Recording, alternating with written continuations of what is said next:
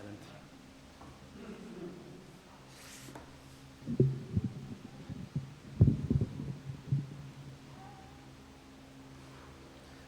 Muy buenos días.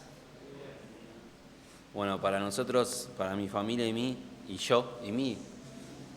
es un privilegio, la verdad, estar acá. Todo controlado por el Señor, porque fue Mati para allá a finales del 2022, para las fiestas, y hicimos una cena en casa y él me dijo, tenés que venir a visitar, no viniste en todo el 22, me dio acá un ánimo de venir, y dije, listo, agendame en enero o en febrero, estoy ahí, y agendamos para esta fecha, y bueno, nos fuimos preparando para venir, y se dio justo que Santi, chica, tenía que viajar porque tenemos el mismo trabajo con él, y él reemplaza a una compañera, así que tuvo que ir para Buenos Aires, y se dio que también el pastor de ustedes, Matías, tuvo que ir a Buenos Aires por razones que todos conocemos. Falleció el abuelo de Vanina y la verdad que fue un consuelo para ellos poder ir tranquilos sabiendo que de alguna manera acá se iba a predicar la palabra. Así que el Señor ordenando todo, orquestando todo para su gloria. Nosotros queríamos pasar tiempo con el misionero, saber cómo está, saber si lo trataban bien ustedes a él. Y Dios quiso todo lo contrario, que ustedes me cuenten si el pastor lo trata bien a ustedes, cómo es, así que cualquier cosa tengo mis oídos atentos. No, la verdad es un gozo para nosotros estar. Para los que no me conocen, con Matías fuimos ordenados al pastorado en el mismo tiempo, el 10 de abril del año pasado, del 2022, junto con Marcos. Matías fue enviado a Santa Teresita, Marcos y yo quedamos como pastores en Carapachay y la verdad para nosotros es un gozo servir y tenemos como una amistad en todo este proceso de prepararnos para el pastorado, obviamente todos con experiencias y circunstancias distintas porque Matías se vino para acá, pero la verdad sostenidos por el Señor. Estamos muy, muy agradecidos por este tiempo. Bueno, mi nombre es Miguel, tengo a mi esposa Daniela y tengo 3 hijos, Catalina de 9, Salvador de 6 y Amparo de 3. Así que ya conocemos a la mayoría, pero es hermoso ver caras nuevas y eso nos dice que la iglesia de alguna manera está creciendo, el Señor está añadiendo personas conforme a su voluntad. Así que, y también tenemos unas caras conocidas acá, han venido de Carapachay, por lo menos yo veo a Germán y Soledad que están acá con nosotros y vienen acompañados, gratamente acompañados, así que también es un gozo para nosotros tenerlos a ellos. Acompáñenme por favor a Hechos 6. Hechos 6.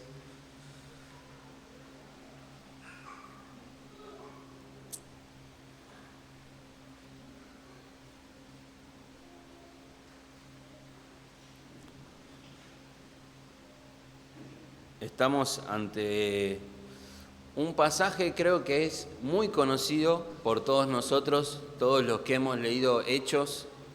Recordamos estos primeros versículos del capítulo 6, del 1 al 7. El título que le puse, un título en realidad como puntapié para el tema de hoy es lo importante y lo urgente, ¿a cuál atender primero? Es como una pregunta que quizá en la iglesia se hace mucho hincapié.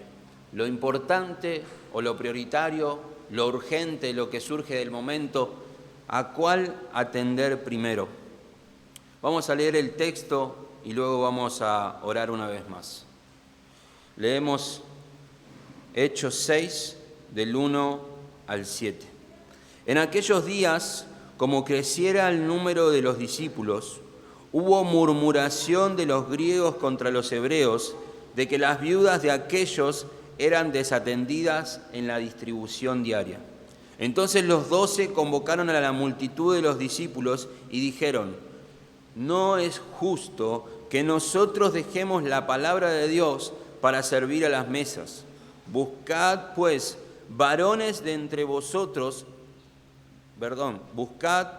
hermanos, de entre vosotros a 7 varones de buen testimonio, llenos del Espíritu Santo y de sabiduría, a quienes encarguemos de este trabajo, y nosotros persistiremos en la oración y en el ministerio de la palabra.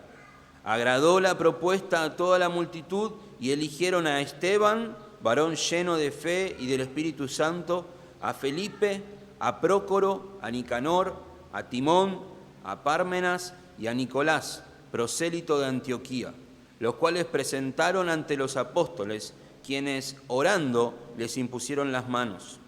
Y crecía la palabra del Señor, y el número de los discípulos se multiplicaba grandemente en Jerusalén, y también muchos de los sacerdotes obedecían a la fe. Oramos una vez más. Señor, tú conoces nuestros corazones, comenzando con mi corazón y con cada uno de los hermanos que está acá presente. Sabés si venimos con circunstancias difíciles, con ansiedades, con afanes que no nos permiten oír tu palabra claramente. Por favor, rogamos que tu palabra haga la obra, que traspase esos corazones, que discierna los pensamientos y las intenciones de nuestro corazón para realmente que tu palabra sea plantada en nuestra vida hoy. Que podamos salir de acá entendiendo cuál es tu propósito para la iglesia, cuál es tu propósito para cada miembro de la iglesia, qué es lo que deseas que hagamos mientras estemos en la tierra y cuál es nuestra parte en toda esa labor. Te lo ruego, Señor, en Cristo Jesús. Amén. Lo importante y lo urgente, ¿a cuál atender primero? Bueno, es porque el título en realidad podría usarse para explicar o lo que todo el mundo ve al leer este pasaje. Leemos en este pasaje como cierta controversia que hubo en la iglesia de Jerusalén, y acá tenemos los primeros años de la iglesia en Jerusalén y de la iglesia de por sí, ¿sí? Comenzó en Hechos 2, en Pentecostés, con la venida del Espíritu Santo a los 120 que estaban reunidos. Comenzaron a predicar la palabra, comenzaron a confirmar la palabra a través de señales, y eso trajo un crecimiento abrupto como nunca se vio quizá en la historia. Un avance de la palabra sobre las personas que traía salvación en cada una de ellas, ¿sí? Este avance de la palabra, a su vez, traía, y en los primeros capítulos ustedes lo pueden leer, también hacía que crezca la oposición. Se iba implantando, nos hace pensar un poco Lucas, el autor de Hechos, en el ministerio de Jesús. A medida que el ministerio de Jesús iba creciendo, también la oposición y el deseo de callar la palabra de Dios iba en aumento. Y acá tenemos entonces en Hechos, los primeros capítulos, vemos que empieza a proclamarse la palabra, gente se añade, empieza a proclamarse la palabra una vez más, gente se añade, pero ya aparecen las primeras controversias y oposición por parte del liderazgo judío. En el capítulo 4 también nos encontramos que la iglesia va creciendo. En el capítulo 5 nos encontramos que hay otra vez un problema de oposición, pero ya más fuerte. Pedro y Juan encarcelados, Pedro y Juan azotados, de alguna manera liberados, aunque ya estaban propuestos para morir, pero Dios determinó que no. Y tenemos el capítulo 6. Ahora, acompáñenme en el capítulo 5, el último versículo. Este es el énfasis con que entramos al capítulo 6. 5:42 dice: y todos los días en el templo y por las casas no cesaban de enseñar y predicar a Jesucristo. Y esa es la antesala de nuestro capítulo 6. Quizá usted alguna vez haya escuchado que estos primeros versículos hablan de los primeros diáconos. Es más, capaz que en su Biblia y en la mía, lo tengo acá, dice elección de 7 diáconos, ¿sí? La verdad que Lucas y el Espíritu Santo como autor no tenía la intención de mostrarnos cómo elegir diáconos, ni cómo elegir siervos, ni la intención principal era que nosotros saquemos de acá normas de la iglesia para establecerlas acá en Santa Teresita. No, lo que está mostrando Lucas, este texto es un texto que le llamamos bisagra o un texto puente, ¿sí? Si ustedes ven conmigo y han leído alguna vez los 28 capítulos de Hechos, este texto es la antesala y la introducción a dejar atrás Jerusalén para mirar hacia todo el mundo. El embudo que había en Jerusalén, donde la palabra crecía y la oposición crecía, llegó a hacerse como una especie de olla de presión, donde ya no había forma de contener eso. Si se seguía creciendo en la palabra, la oposición iba a crecer, y acá tenemos la introducción. ¿Por qué? Porque tenemos nombres como Esteban, que Esteban es el primer mártir de la iglesia primitiva, y por medio de Esteban se hizo una persecución. Quien la llevó a cabo o quien estaba presente protagónicamente, Saulo de Tarso.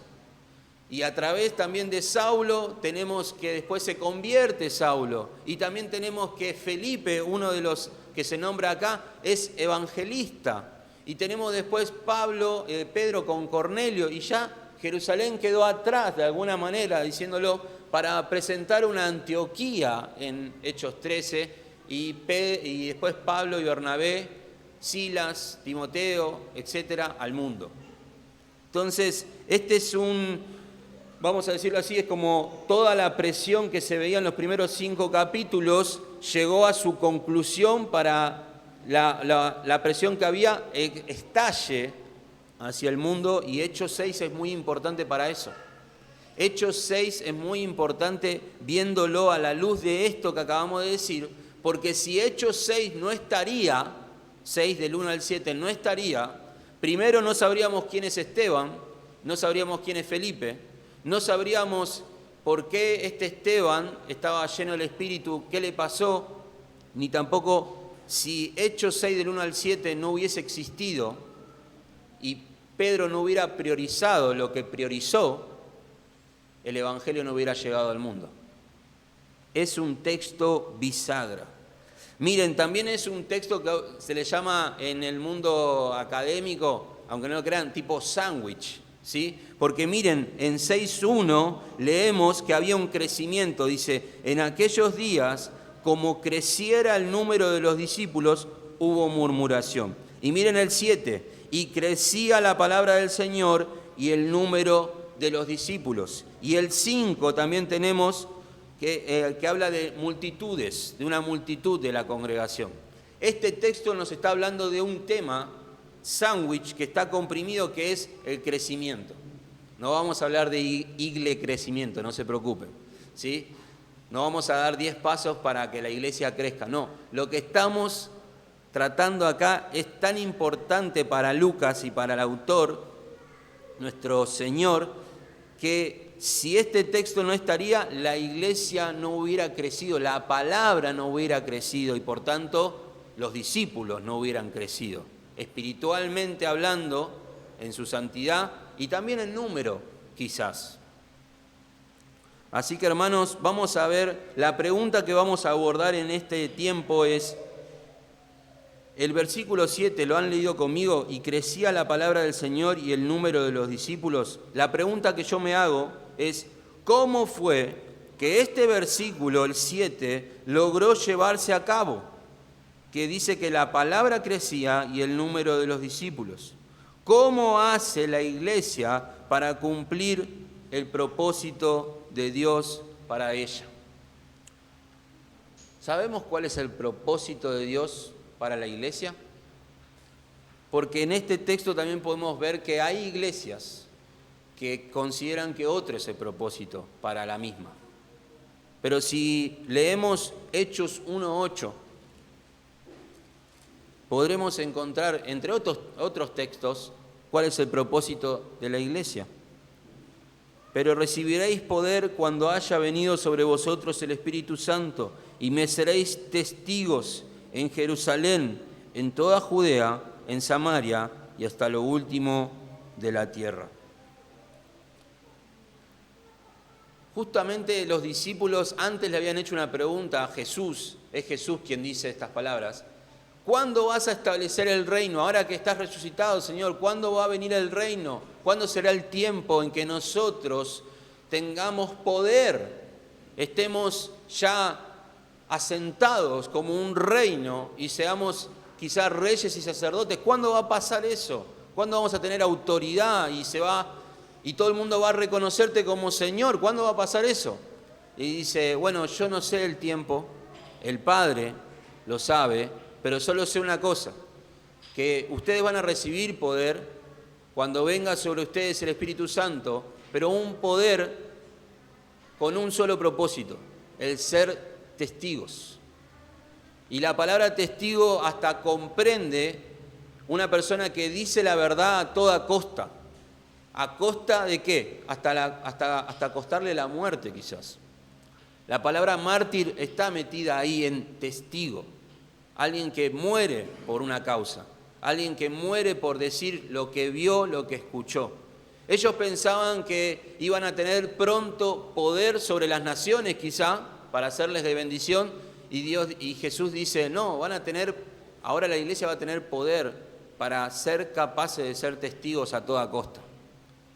Y Pedro, junto con los discípulos, con los apóstoles, habrá pensado en eso. Ese es nuestro objetivo hoy, ese es nuestro propósito, el ser testigos, el no callar. No sé si escucharon la famosa frase de Hechos, que Pedro dice, es necesario obedecer a Dios antes que a los hombres. ¿Y cuál era la obediencia que él tenía quizás en la mente? Tenemos que ser testigos, no podemos callar, no podemos negar lo que hemos visto, no podemos dejar de anunciar aquello a lo cual nos ha llamado. Esa es nuestra vocación. Cuando el ángel lo libró de la cárcel, le dijo, anda al templo y predicá. Cuando ellos vinieron de la cárcel y contaron todas las cosas y oraron con denuedo en capítulo 4, pedían valor para predicar. Era porque tenían una sola cosa en la cabeza. Nuestro propósito como iglesia es llevar el evangelio a todo lugar, es hacer discípulos, es predicar a toda criatura, es que todo el mundo escuche el mensaje, no importa si eso nos cuesta la vida. Eso es ser testigo. Entonces la pregunta es, ¿cómo hace una iglesia bíblica para cumplir el propósito de Dios para ella? Bueno, lo primero es identificar la realidad de la iglesia, el estado de la iglesia. Vamos a leer el primer versículo y vamos a encontrar el contexto de nuestra historia. Dice el versículo 1, en aquellos días, como creciera el número de los discípulos, hubo murmuración de los griegos contra los hebreos, de que las viudas de aquellos eran desatendidas en la distribución diaria. Bueno, esto es poco tiempo después de los encarcelamientos de Pedro y de Juan, poco tiempo después de haber sufrido por la causa azotes y encarcelamiento, poco tiempo después empieza a suceder esta situación. El enemigo, de alguna manera, si podemos hablar de Satanás o del mundo, habían probado con la oposición, habían probado quizás con taparles la boca a través del encarcelamiento, no pudieron. También intentaron a través de la mentira o del descrédito de la iglesia a través de Ananías y Zafira, trayendo mentira adentro de la iglesia y desacreditando el Evangelio y mintiendo al Espíritu Santo. Y también eso fue de alguna manera tratado bíblicamente y quitado al costado. Y acá vemos que se estaba socavando, se estaba haciendo un tratamiento para desunir a la iglesia. La iglesia crecía, ¿se acuerdan que dijimos? La iglesia crecía, la palabra crecía, la oposición de afuera también crecía. La unidad en la iglesia, los primeros capítulos nos dice que crecía, y entonces acá vemos en el 6 como una situación donde la unidad de la iglesia podía ser de alguna manera quebrada. Y si no había unidad en la iglesia, cómo iban a poder predicar el Evangelio. ¿Sí? El texto nuestro dice, en aquellos días, como creciera el número de los discípulos. La Biblia de las Américas dice, al multiplicarse el número de los discípulos. Alguno puede decir, crece la gente, crecen los problemas. Somos más, hay más pecadores, hay más pecado, hay más posibilidades. Bueno, algunos comentaristas creen que este problema no es del todo como de desunión por las peleas, sino como una situación que surgió por causa del crecimiento. Por eso Pablo antes dice, la iglesia estaba creciendo, se estaba multiplicando y surgió esta problemática. Más allá de eso, la pregunta es, ¿qué pasa si ese problema no se resolvía? Bueno, podía traer no solo quejas, sino frustración y hasta murmuración pecaminosa, si esta se considera que no era pecaminosa. Porque la palabra murmuración, depende del contexto, puede ser un lamento, como un lamento de alguien que está en una necesidad, como murmurar, como dice Filipenses, no murmuréis los unos de los otros, podía ser pecado. En este caso hay duda, pero más allá de eso tenemos un problema que debe resolverse, Ya dijimos que la iglesia estaba en crecimiento, que se estaban sumando de a miles, hermanos. Ustedes nada más piensen, si acá fuéramos 120, ¿sí? Salimos a la calle, se suman 3.000 hombres, ¿sí? Tenemos que hacer algo con estas personas. Después, otra vez volvemos a predicar en el templo, se suman 5.000 personas. Y estas personas, de alguna manera, tenemos dos bandos. Dice, hubo murmuración de los griegos contra los hebreos. Hermanos, solo para aclarar, la iglesia en estos comienzos era puramente judía. En Pentecostés se le predicó a judíos de diferentes lados, ¿sí? De la diáspora se les llamaba, que estaban dispersos y tenían otros idiomas, pero eran judíos. Es más, se creía que en las festividades, cuando un judío ya tenía una edad avanzada, decidía venir a Jerusalén a quedarse para terminar sus días en Jerusalén, por el amor, por la devoción a Dios y por querer celebrar todas las fiestas y ya no trasladarse. ¿Qué sucedió con esta gente que venía con otro idioma o con otra cultura griega a Jerusalén? Bueno, surgió que hasta tenían sinagogas distintas. Esto todo hablando fuera de la iglesia, ¿no? Tenían sinagogas, las sinagogas de los judíos hebreos que hablaban arameo y que leían la Biblia o el Antiguo Testamento en hebreo, y tenías la sinagoga de los helenistas o de los griegos que hablaban griego, ¿sí? Y que leían quizá la Biblia en griego, ¿sí? La Septuaginta. Hasta leían en otro idioma. Imagínense llegar al Evangelio todos, ¿sí? Quizá en su mayoría algunos creen que eran del mundo hebreo, o sea, propiamente de la localidad de Jerusalén. Otros escucharon en Pentecostés y dijeron, nos quedamos, acá hemos encontrado el camino. Y algunos dijeron, yo ya me iba a quedar y me quedo para siempre. Quizás hasta eran viudas ya, pero salieron todos de la sinagoga porque entendieron que en la sinagoga no se predicaba de Jesús y vinieron a la iglesia convertidos, discípulos. Imagínense a cualquier pastor, a Matías, mirando toda esta gente diciendo, ¿cómo hacemos? ¿Cómo hacemos?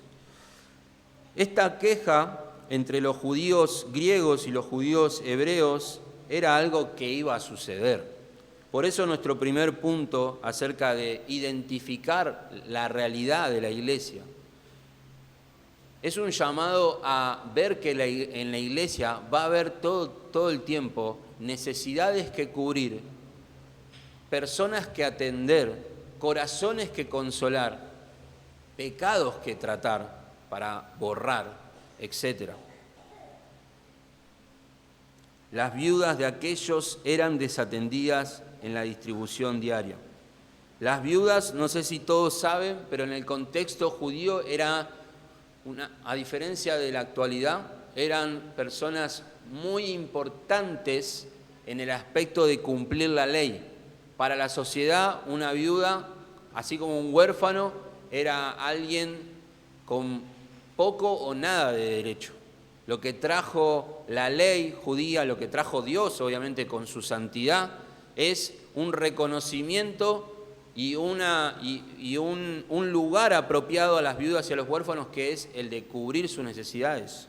Por ejemplo, en Éxodo 22 dice: a ninguna viuda ni huérfano afligiréis, porque si tú llegas a afligirles y ellos clamaren a mí, ciertamente oiré yo su clamor, y mi furor se encenderá, y te mataré a espada, y vuestras mujeres serán viudas, y tus hijos huérfanos.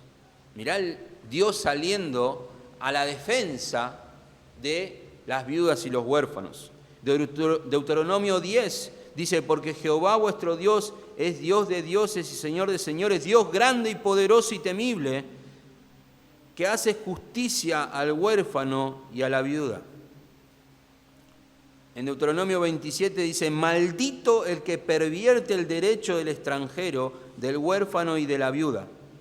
Pero esto no es solamente ante la ley, sino que leemos en el Nuevo Testamento que Pablo puso: si algún creyente o alguna creyente tiene viudas, que las mantenga y no sea grabada a la iglesia, a fin de que haya lo suficiente para las que en verdad son viudas y no tienen familia.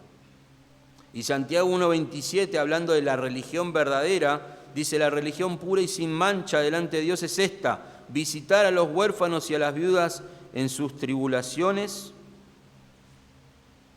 Esperen que ahí está. Y guardarse sin mancha del mundo.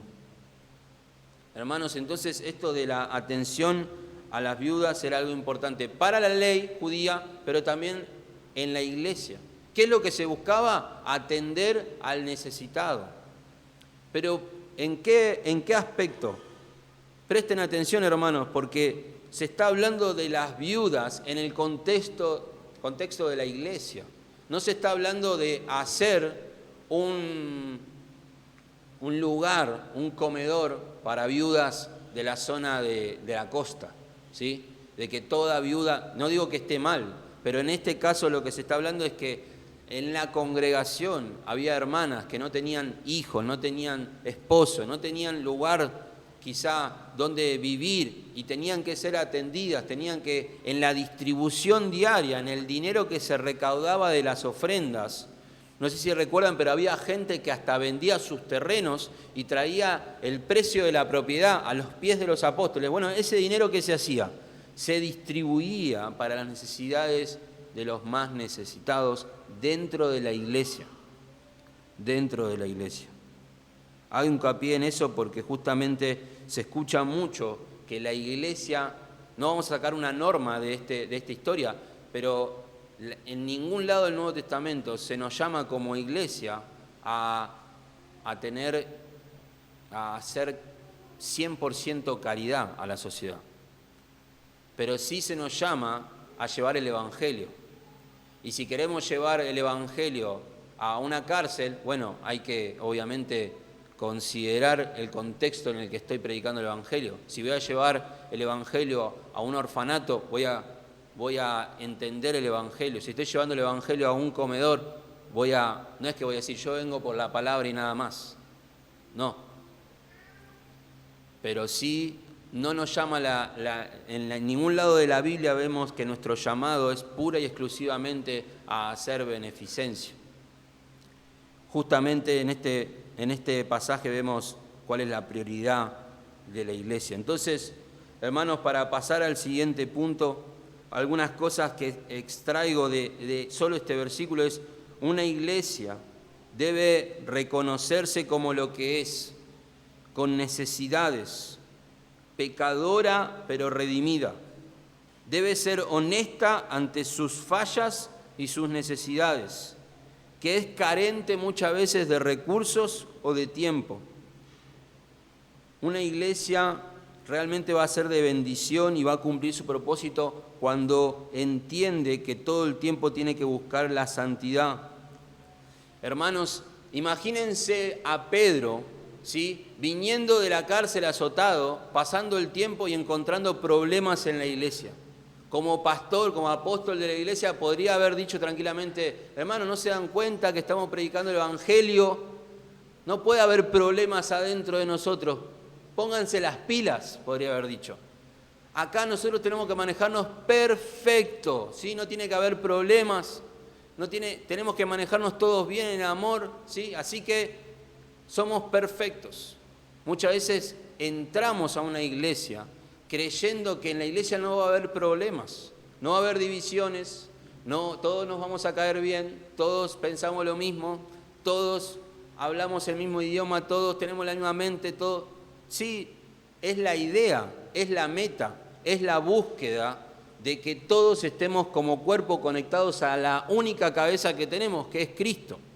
Pero eso no es la realidad hoy. Pedro no hizo oídos sordos a la situación y dijo: hermanos, yo solo vivo para el Evangelio, esto que pasa con las viudas, que busquen a su Señor, que se las arreglen. No hizo caso omiso a la situación, sino que fue realista. La queja, si no, hermanos, si hay queja dentro de nosotros, la queja puede terminar en juicio, en amargura, en prejuicio, en demandas unos con otros, en reproches, en personas que se van porque dicen que no, en esta iglesia no hay amor, en esta iglesia no hay compasión. Hermanos, tenemos que tener el mismo concepto que tenía quizá Pedro y los apóstoles al ver la iglesia. La iglesia es una iglesia redimida, pecadora, en proceso de santidad.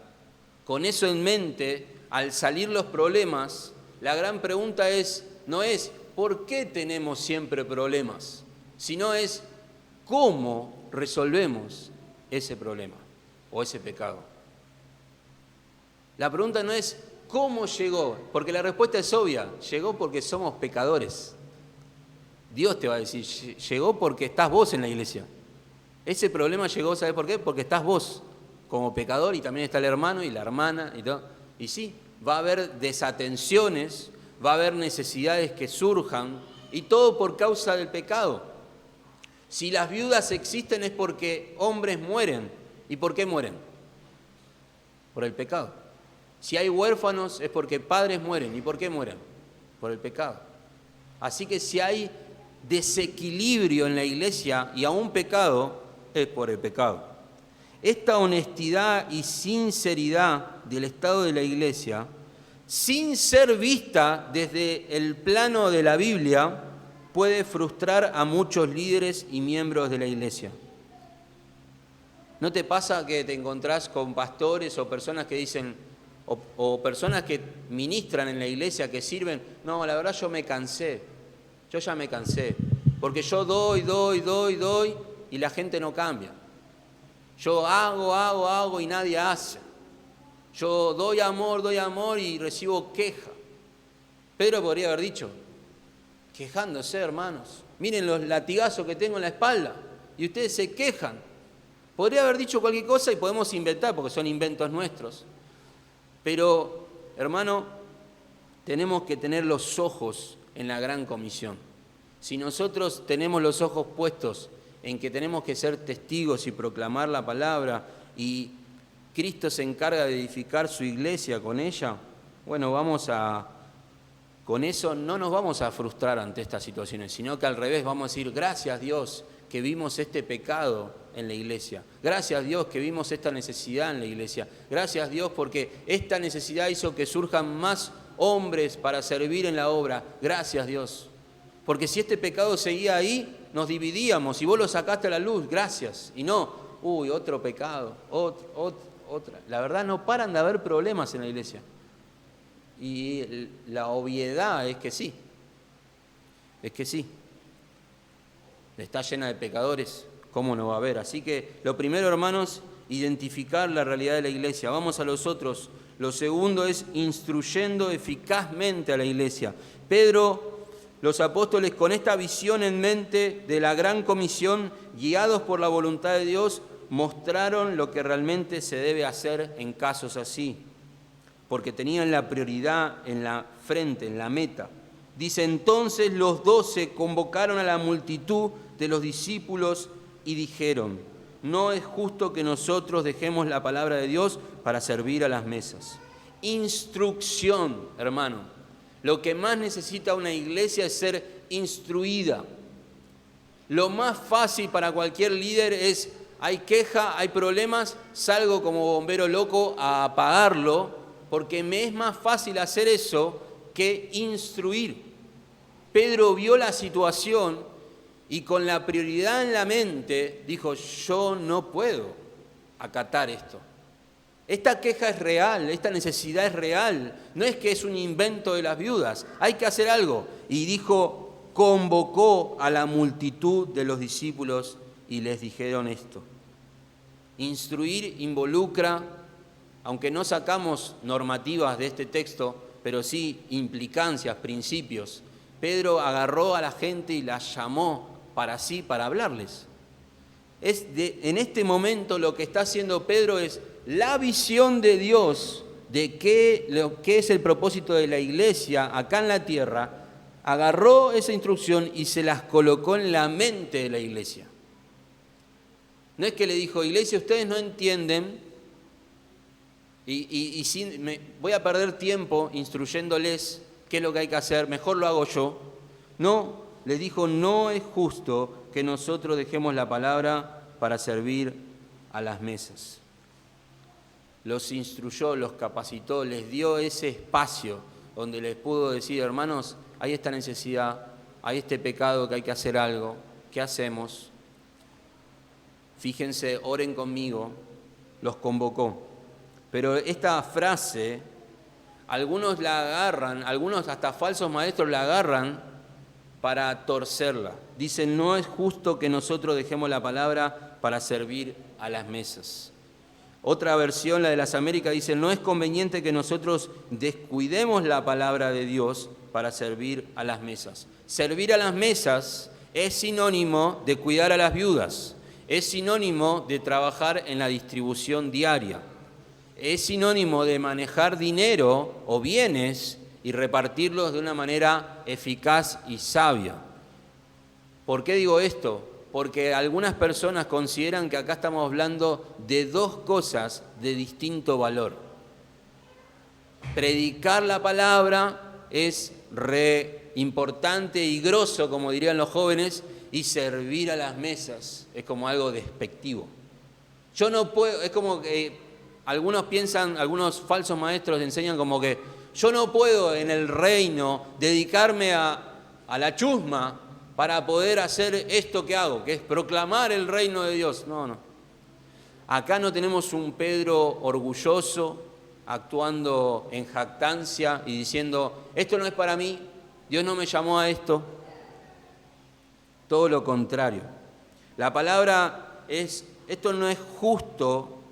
Lo que está diciendo Pedro es, no es justo que dejemos la misión establecida por Dios para la iglesia, la misión entera, integral de la iglesia. No es correcto, no es bueno aún para la iglesia misma que dejemos de hacer eso. Solo pónganse a pensar en todo este cuadro desde el aspecto negativo. Yo lo puse así, si la ecuación cambia, el resultado también. Si Pedro, en vez de hacer esto, se ponía a atender los conflictos internos, la palabra pronto iba a decrecer y la oposición también. Díganme si eso no es favorable para cualquier iglesia de hoy. La iglesia adentro está contenta porque está todo controlado, todas las demandas están satisfechas, todos estamos felices. La palabra no se predica y por tanto la oposición, o sea, afuera, ¿cómo está la gente? Tranquila. Está todo bien con la iglesia. Es más, la iglesia hace beneficencia. ¿Cómo vamos a estar en contra de la iglesia? Si la iglesia está todo bien, le caemos bien, ellos nos caen bien a nosotros, porque no hacen nada malo a nuestro parecer. Claro, para Pedro, actuar en contra de lo que acaba de hacer era favorable desde el aspecto humano. Ya no iba a recibir más latigazos, ya no iba a ir más a la cárcel, su esposa y sus hijos iban a tener papá por largo tiempo, etc. Imagínense si la ecuación cambiaba. Por eso, recuerden, este texto es un texto bisagra. Lo que está mostrando Lucas acá es, miren si esto no pasaba, gracias a Dios que pasó, que Pedro paró la pelota y dijo, iglesia, esto no es bueno. No es bueno que nosotros atendamos esta necesidad en pos de dejar lo prioritario al llamado que ellos tenían. Si ellos no hacían eso, entonces Hechos 1:8 no se cumpliría. Me seréis testigos hasta lo último de la tierra. Es muy importante este texto. Y él les da una orden. Buscad pues, hermanos, de entre vosotros a 7 varones de buen testimonio, llenos del Espíritu Santo y de sabiduría, a quienes encarguemos de este trabajo. Buscad no involucra. Este texto también lo usan muchas iglesias para hablar del aspecto congregacional. Como viste, la iglesia buscó, la iglesia eligió, la iglesia propuso, la iglesia decide. El pastor no. Los pastores, los ancianos, ellos no deciden, no velan por la iglesia. La iglesia les dice a ellos, y es más, los ponen y los sacan a su conveniencia, por voto. Pero no es que tampoco este texto está para eso. Y es más, acá vemos una orden de parte de Pedro. Busquen, buscad. No es un consejo, no es algo que les parece, iglesia, si alguno de ustedes se pone a servir con nosotros. Esto implicaba una acción y obediencia por parte de la iglesia. Acá no vamos a discutir, hermanos, si tenían que ser sí o sí 7, si entonces el número de diáconos tiene que ser 7 acá en la iglesia, en Santa Teresita, no. Lucas no está pensando en eso. O si estos van a ser los primeros diáconos, pero sí podemos observar en el texto y asentir lo que vemos en él. Por ejemplo, tenían que ser creyentes. Dice, varones de entre vosotros de buen testimonio. Tenían que ser creyentes y en comunidad con la iglesia local. No podían estar en contra de la iglesia local. ¿No te pasó de encontrarte con algún hermano o en alguna iglesia donde dice, acá no se hace esto, acá falta esto, yo creo que falta esto, y entonces lo voy a hacer? No, para. Vos, antes de ponerte a hacer esa necesidad que creés que la iglesia tiene, tenés que estar en la misma sintonía de la iglesia. Tenés que empaparte de la visión de la iglesia, de tu liderazgo, humildemente ver hasta por qué esa necesidad no se está cubriendo a tu parecer, entenderla, y si ellos ven que esa necesidad hay que cubrirse, bueno, vos ya tenés el peso, buenísimo. Pero nunca te pongas a servir a regañadientes como diciendo, como nadie lo hace, yo lo hago. No, tenían que ser creyentes en comunidad con la iglesia local, en la misma sintonía, vamos a decirlo así.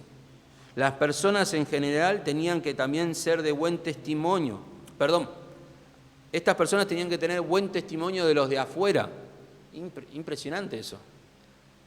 La ciudad, de alguna manera, tenía que decir, no, estas personas son de bien, irreprensibles, buen vecino, buen familiar, buen pariente. Tenían que ser espirituales, dice, llenos del Espíritu Santo. Esto no habla de ninguna unción especial, ni ninguna característica destacada. Tenían que ser guiados por el Señor y su palabra. Y por último dice sabiduría, tenían que ser capaces. O sea, podían ser personas espirituales, tenían que ser de buen testimonio y todo, pero si no tenían habilidades, sabiduría para llevar adelante esa tarea, es como que digan, vas a estar en la tesorería de la iglesia, pero porque sos espiritual todo, no sos bueno con los números, cuando contás del 1 al 10 te falta el 7, pero no importa, tenés buen corazón. No, hermano, le falta la sabiduría, le falta la capacidad para ese recurso. O sea, pondrémoslo en otra área, pero no en la tesorería, porque se va a frustrar. Acá es lo mismo. Y qué lindo cómo termina este punto en el versículo 4. Una vez que hagan eso, vuelve a recalcar el porqué. Y nosotros persistiremos en la oración y en el ministerio de la palabra. Otra versión, la de las Américas, dice, y nosotros nos entregaremos, a la oración y al ministerio de la palabra. Vuelve a hacer hincapié a la tarea columna vertebral de la iglesia. No solo de los apóstoles, pastores, ancianos y maestros. ¿Por qué? Vemos que no es solo la función de los pastores la de predicar y enseñar y exhortar, sino que toda la iglesia es llamada a hacer eso. Es más, Esteban, que tenía que servir a las mesas, supuestamente algo de menor valor, nada que ver, estuvo predicando en la sinagoga, peleándose o discutiendo, persuadiendo a los helenistas y murió por la fe. Y murió, antes de morir, dio el sermón más exquisito del libro de los Hechos. Felipe, que también tenía que servir a las mesas, algo como menospreciado según falsos maestros, predicó al eunuco y se convirtió y lo bautizó. Y después se lo ve más adelante también en el libro de los Hechos como alguien de importancia para la iglesia. O sea, hermano, para tareas en la iglesia, estas áreas son importantes en tu vida. Hasta podrías usarlas como preguntas para vos. ¿Soy una persona espiritual que busco al Señor y cumplo su palabra? ¿Soy una persona que los de afuera tienen buen testimonio de mí? Si yo le pregunto a mi vecino qué piensa de mí como vecino, ¿qué dirá? ¿Qué piensa la iglesia de mí? ¿Estoy conectado con la iglesia o estoy viendo de afuera? ¿Vieron como cuando la iglesia hace cosas bien? Decimos, no, porque en mi iglesia predicamos el evangelio en la plaza. Pero cuando la iglesia hace mal las cosas decimos, no, es que en la iglesia no hacen estas cosas bien. Es como cuando hacen las cosas mal es la iglesia y cuando hacen las cosas bien es mi iglesia. ¿Cómo estás vos conectado con la iglesia? ¿Cómo estás? Y ante todo, sos un hijo de Dios con evidencias. La iglesia puede decir que hay frutos de arrepentimiento y fe en tu vida. Los apóstoles, para terminar este punto, los apóstoles con esta visión guiada por la voluntad de Dios, mostraron esto. Quizás hoy en día, cualquier líder de la iglesia que es nueva, como esta, quizás, con tal de que nadie se queje, comprometería el estudio y la enseñanza de la palabra para apagar cualquier incendio que aparezca. Pero acá vemos que estos apóstoles tenían bien en claro el propósito de Dios para ellos y para la congregación. La iglesia está para ser discípulos de Cristo. Ellos, en vez de quedarse con su propia instrucción y salir a cubrir los baches del camino, prefirieron ir por el camino más difícil, el de la instrucción y capacitación. Desearon que la iglesia reconozca como ellos y sepa el propósito de la misma y que no puede desviarse de la misión principal. La iglesia tiene que ser tan instruida, hermanos, que hasta a su pastor o sus líderes, ustedes tendrían que velar para que todo el tiempo esté preparándose para la palabra, predicando la palabra, aconsejando, amonestando. Esa es la iglesia que es consciente de la misión y de la visión. Nótese que no dijeron que no se haga nada con eso de las viudas y que es una tontería que debe resolverse solo. Tampoco dijeron que la queja es pecado, aunque sí lo es, y por eso se va a atender la necesidad solo si cambian. No, sino que identificaron la necesidad e instruyeron a la iglesia. Justamente porque eran hombres de la palabra, es que pudieron resolver esto bíblicamente. Si su visión hubiera sido distorsionada por las masas, hubieran dejado lo importante para resolver este tema. Y acá hago una pregunta porque es una pregunta que en muchas personas entra. Entonces, ¿el pastor jamás va a hacer cosas de este estilo? ¿Va a estar encerrado en su biblioteca preparando sermones? Este pasaje nos enseña que los líderes jamás van a meterse en la vida de la congregación. ¿Jamás van a ensuciarse, a remangarse las manos y laburar de verdad? ¿Alguien dijo amén? No. Todo lo contrario, hermano, todo lo contrario. Solo piensen en el apostolado en ese momento, en el pastorado. Todo lo contrario. Recuerden que justamente dedicarse a la palabra era exponerse al frente de batalla para morir quizás por el Evangelio. 2 veces Pedro y Juan fueron encarcelados y una azotados. Era mejor para ellos decir, como dijimos antes, gente, yo me encargo de las mesas, tranquilos, y que otro vaya a predicar a la calle, que está dura la cosa. La iglesia debe entender que la tarea de enseñar, amonestar, exhortar, persuadir, proclamar, animar, alentar, consolar, confortar y a gente que muchas veces se queja es difícil. Y mientras tanto, también interceder, porque esto habla de la oración, interceder, clamar, rogar, confesar y pedir por el crecimiento de la iglesia y la salvación de almas es una tarea de las más difíciles que hay en la tierra. Va contra la naturaleza misma de nosotros. Yo te soy sincero, como pastor, creo que es más fácil. Y más si te das maña con las cosas. Es más fácil para uno decir, no, yo me encargo de barrer, tranqui, no, el baño va a estar siempre limpio, todo. Que otro haga esas tareas. Porque nos sale más por naturaleza vieja y pecaminosa no buscar a Dios, no orar, no preparar estudio, no enseñar, no instruir. Para nosotros es mucho mejor hacer lo que nuestra naturaleza vieja nos dice. Y Dios nos llama a otra cosa, a insistir, persistir. El texto dice, nos entregaremos. Pedro está como diciendo, ustedes hagan esto, encárguense de esto, que yo voy otra vez con mi rifle al frente de batalla. Ustedes acá trabajen estas áreas para que la iglesia sea una, esté unida, esté creciendo, que yo voy al frente de batalla a dar la vida. Eso es realmente el pastorado. Un hermano hace poco que vino a casa y me ayudó a pintar.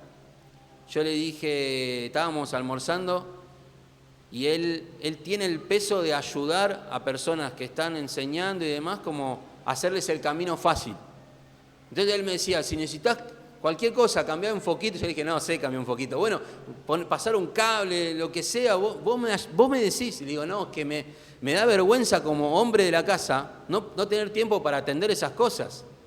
¿No? Y entonces muchas veces estudio un poquito menos para poder, o capaz que no, pero me da ganas de estudiar menos porque no estoy haciendo esto que es necesario también en mi casa. Y él dice, no, pero ¿para qué estoy yo? ¿Para qué estamos nosotros? ¿Cómo vos te vas a poner a hacer eso si la iglesia podría ayudar? Y yo un poco me reía, hasta de vergüenza, como diciendo, no, pero eso, ¿está bien o no está bien? Y él decía, está bien porque la iglesia tiene que hacer el camino fácil para que ustedes nos alimenten, nos instruyan, nos orienten, nos exhorten, nos consuelen, nos aconsejen, oren por nosotros, dice. Ese hombre tenía la visión bien clara, bien clara. Por más que no lo voy a llamar para cambiar los foquitos de mi casa, porque me da vergüenza, pero lo tengo que hacer yo, pero tiene la visión bien clara. Cuando su pastor está encerrado acá en la iglesia o en su casa, clamando por ustedes o preparando el sermón para el domingo, está haciendo la obra, está al frente de batalla. Porque acá en Santa Teresita no se quiere escuchar el Evangelio. Y si vienen personas es porque Dios va añadiéndolas, como en el libro de los Hechos, conforme a su voluntad.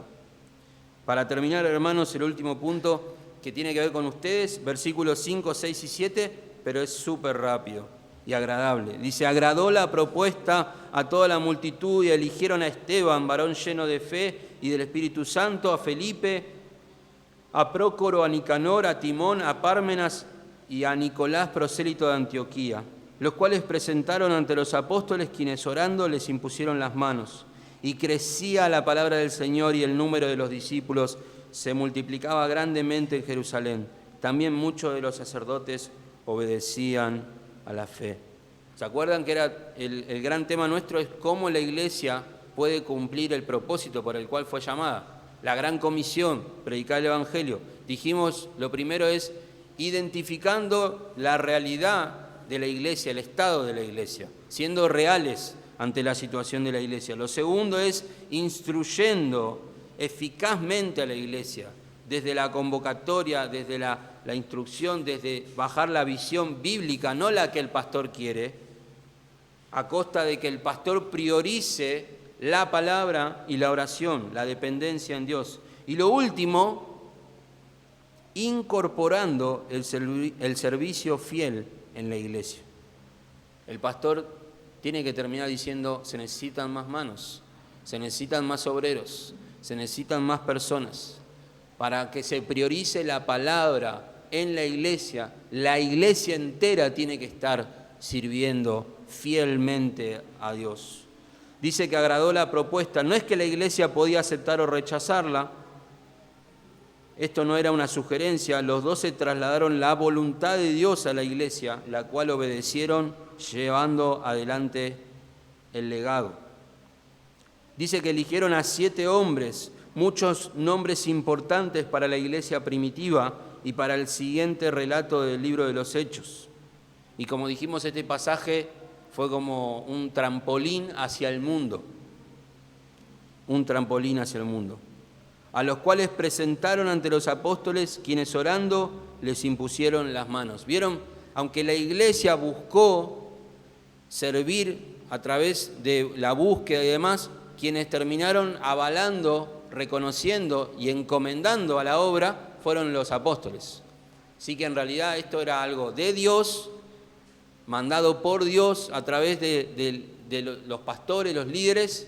La iglesia obedeció y Dios bendijo eso. Y dijo, sí, estos varones serán. Y todo este combo, toda esta incorporación de hermanos fieles, cierra con el versículo 7, y la palabra de Dios crecía y el número de los discípulos se multiplicaba grandemente. Es increíble pensar esto, hermanos, que por ahí vos estás hoy sirviendo a las mesas, llamalo como quieras. Puede ser desde estar atrás en la transmisión, grabación, puede ser en la alabanza, puede ser en la predicación afuera del evangelio, puede ser en acomodar las sillas, puede ser en preparar un devocional, puede ser en discipular a otro uno a uno, pero vos tenés que estar pensando en esto. Cuando yo hago esto, estoy haciendo que la palabra de Dios corra. Vos imaginate nada más que este micrófono no esté, no sé ni quién lo colocó, pero hay un micrófono, un cable que anda bien, alguien prendió la luz, alguien se preocupó porque hayan parlantes. ¿Y todo para qué? Para que la palabra de Dios de alguna manera corra de una manera eficaz. Yo no tengo el micrófono, por ahí predico a los gritos, por ahí este sermón sale bien, pero el segundo no va a salir bien, porque ya voy a estar afónico. Entonces alguien dijo, no, ¿cómo hacemos para que la palabra de Dios corra mejor, de manera más eficaz? Bueno, por ahí un micrófono y pongamos dinero. ¿Y quién puso dinero? Todas esas personas involucradas en la obra han contribuido para que la palabra crezca y por ende discípulos crezcan. Es increíble eso, hermano. Están grabando acá en el celular, eso se pone en internet, calculo. ¿Quién lo verá? No lo sabemos, pero alguien está trabajando para que la palabra corra y no es el que preparó el sermón. Es así de importante, desde el cuidado de niños, desde la mamá que viene y trae a sus hijos, están ministrando para que se hagan más discípulos de Jesús. Si tu papá te trajo acá y vos sos chiquito, grande, no importa, ¿es por qué? Porque quiere que la gran comisión se cumpla, que haya más discípulos de Jesús, empezando por sus hijos. ¿Cuál es el deseo más grande?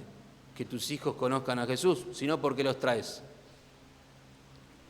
Así que, hermanos, esto es como la palabra crece y los discípulos crecen. ¿Por qué? Porque la palabra es como una semilla que va dando fruto, no solamente es como una enredadera que va trasladándose, sino que también va creciendo esa semilla en uno.